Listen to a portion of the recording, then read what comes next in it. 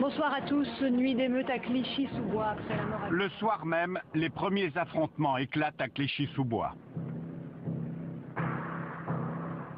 Dispositif policier renforcé ce soir à Clichy-sous-Bois en Seine-Saint-Denis pour éviter une troisième nuit de guérilla urbaine. 400 hommes. Chaque nuit, les mêmes scènes de violence. D'un côté, des groupes de jeunes armés de pierres, de cocktails Molotov et de barres de fer. Quelques balles réelles sont même tirées contre les policiers. De l'autre, les forces de l'ordre ripostent à coups de bombes lacrymogènes et de flashballs. Aujourd'hui sur une profession sous pression, les policiers ne cachent plus leur malaise. Ils sont de plus en plus nombreux à faire part de leurs conditions de travail difficiles. Quel est leur quotidien? Comment travaillent-ils justement? Comment réagissent-ils? Elle n'avait pas extra. Et même eux aussi nous provoquent. La dernière fois quand ils sont venus, quand ça a chauffé aussi, ça insultait, ils insultaient, ils nous disaient venez, venez. Bah voilà, bah maintenant on est là. Ils ont cherché à ce qu'on vienne, maintenant on est là. Eux aussi ils aiment bien ça, hein, les rapports de force. Hein. Eux, ce sont les hommes de la BAC, la brigade anticriminalité, qui accueille notre deuxième équipe cette semaine-là. Créée en 91, composée de jeunes volontaires issus d'autres services de police, les BAC sont devenus le symbole de la politique sécuritaire de Nicolas Sarkozy. Vous en avez assez, hein? Vous avez assez de cette bande de racailles. On va vous en débarrasser.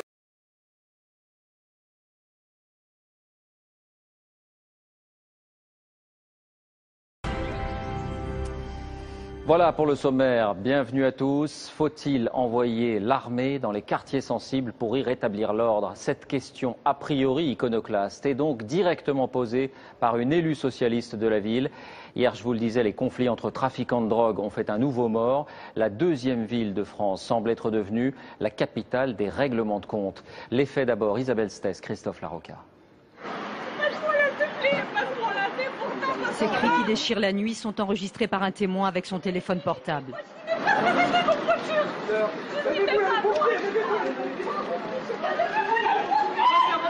Cette femme vêtue de noir vient d'assister à l'exécution de son mari.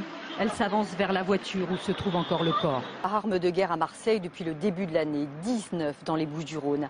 Le bilan est très lourd et dépasse déjà en 8 mois le bilan de l'année 2011.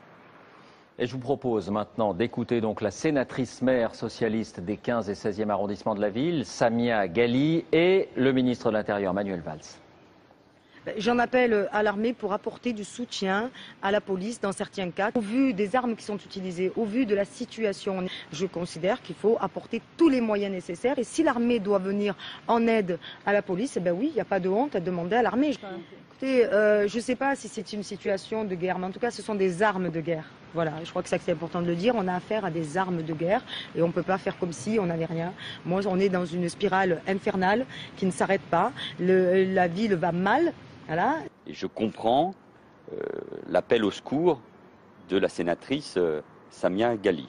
Mais il est hors de question que l'armée puisse répondre à ces drames et à ces crimes.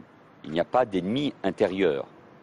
Ouais, Jean-Marc Ayrault, lui, annonce un comité interministériel sur l'insécurité à Marseille. Ce sera dans une semaine. Alors que se passe-t-il dans la ville, au-delà du trafic de drogue, dont Marseille n'a pas le monopole? Comment expliquer cette flambée de violence? Arnaud Comte avec notre bureau à Montpellier.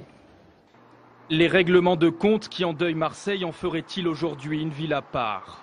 Une ville où la criminalité ne date pas d'hier, mais où elle marque chaque jour davantage les esprits, tant ces images d'hommes abattus en pleine rue semble se répéter sous les yeux des habitants des quartiers nord.